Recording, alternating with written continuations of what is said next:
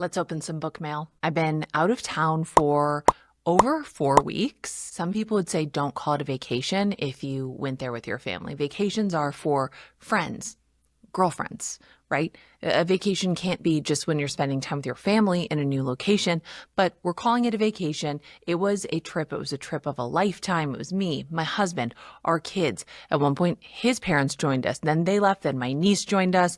One of our kids left. It was a whirlwind trip, but that's a story for another time. So I spent 4 weeks away from work, away from my computer, away from this office, away from the P.O. box. I came back to a lot of mail. A lot of it's books, and we're going to open it right now. I did a lot of reading on the trip. I always do like a monthly reading recap. July's is a little slow coming because, it's taking me a minute to get back in the swing of things, but some of these will probably end up on future reading lists. Ooh. Convent Wisdom, How 16th Century Nuns Could Save Your 21st Century Life. This feels relevant right now because, I just was in Europe. I was surrounded by Catholicism everywhere I went. Okay. When most of us think of nuns, we picture hands clasped in prayer, solemn shuffles down cloistered halls, and that iconic habit silhouette. But what about the nuns who ate spider webs? Okay, now you got me. You got me. You probably want me to finish that sentence. Erupted into jealous fights over makeup or chain-produced manuscripts for extra cash. In reality, these women were no one-dimensional martyrs. They were resourceful, rebellious, and refreshingly relatable, and their lives hold surprising lessons for us today. Heck yeah. Oh, I'm excited about this one. I'm excited about this one. There's no one on this earth like Catherine Newman. No one can write like her. Nobody can capture just the pain and the glory of being a woman in this world. I was on vacation with Caroline Moss. Caroline Moss was reading Sandwich, another novel by Catherine Newman, laughing out loud, reading it to me, making me laugh out loud. I don't laugh out loud at something that somebody is reading me unless it's by Catherine Newman. Saw she had a new novel come out, sent the most desperate DM saying like, oh my God, can I please get this? Ended up getting it on my NetGalley, reading it on our vacation on one of the many nights that I had complete and utter insomnia, which so does the main character in this book. And the way that she captures like so perfectly just the beauty in the mundane and the pain in the ordinary and what it's like to be a woman who is like truly watching her children grow up and also watching her parents age and also aging herself. I don't know, like there's nothing she can turn an ordinary day, an ordinary life into something remarkable. I read this book in one night. I'm already pushing this book. I'm already going to reread it. I give away books every month. You're not going to get this one. This one's not up for grabs. This is a keeper to the day I die. Oh, okay.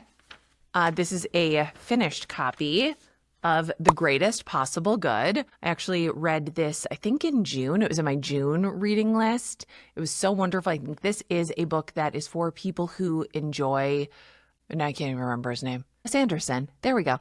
This book is like a Wes Anderson movie. It details this family who, kind of had it all. They live in rural England. Their dad, has this sort of breakthrough, becomes really obsessed with, what is it called? How do you describe it? I know the phrase, now I can't. I've been out of the world for a minute. Effective altruism. Their dad becomes really obsessed with effective altruism, gives away all of their money, and the family sort of falls apart. And it follows each person in this family as they kind of like rebuild their lives. And it's really funny. It's really sweet. It's really smart. I really loved it. It's a cozy book. So this is up for grabs because I've got a couple copies of this already. Okay, this is, you're getting all of my previews for my July reading list because I read Ring of Salt on NetGalley. I saw the description. I was like, oh, I really, really want to read this. Betsy Cornwell is the author. She runs away from an abusive family life, ends up in the Aran Islands in Ireland, falls in love.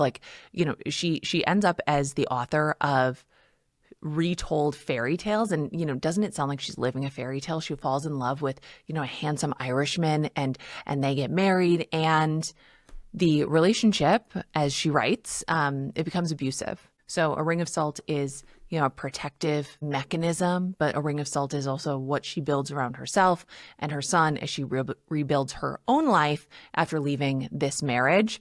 I really I really loved this memoir. So small thing. I know everyone's moving fast, but when someone sends me a package and my name is spelled wrong, I don't like it. It's McInerny, not McInerny. That's an I, not an L. But that's okay. It's okay. Okay, I'm excited about this one too. This is a woman who guided several generations of women, myself included, through their lives. The Ask E. Jean column in Elle was like a must read for me. So if you don't know her for her column, you probably know her for the fact that she sued and she won.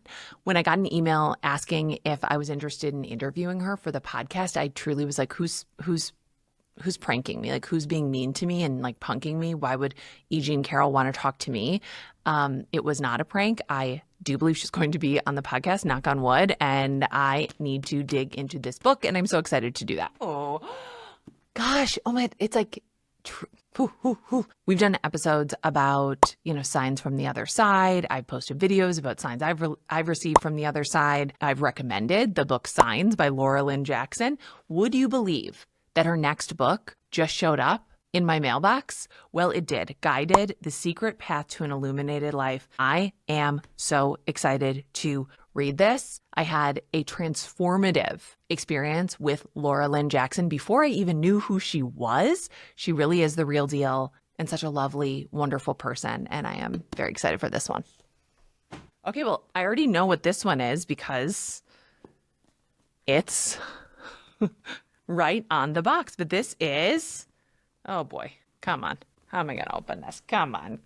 Don't make me find a scissor. Come on. Oh, geez. Oh boy. Oh, look at this. This is David Gates' book of poetry. If you don't follow David Gate yet on Instagram, I'm sure that you have seen his poems.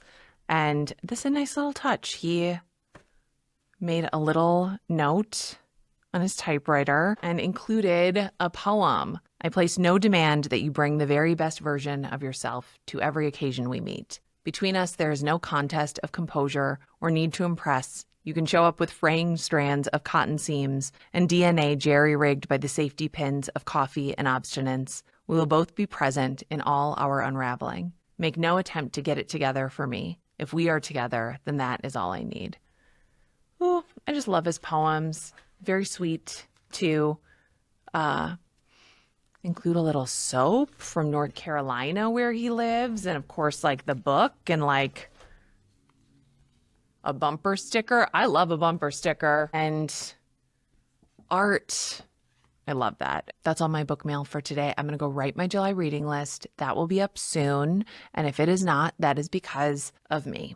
I am the thing standing in my way most days, but glad to be back. Thank you for being here. And if you have any book recommendations, please leave them below. We have a podcast that comes out every week called Thanks for Asking. It's a call-in show about what matters to you. And I have a Substack that is linked below where I send out weekly essays just to thereabouts. You can get ad-free episodes of the podcast. And every month I do a full reading list and we do book giveaways over there for our paid subscribers. So thanks for being here.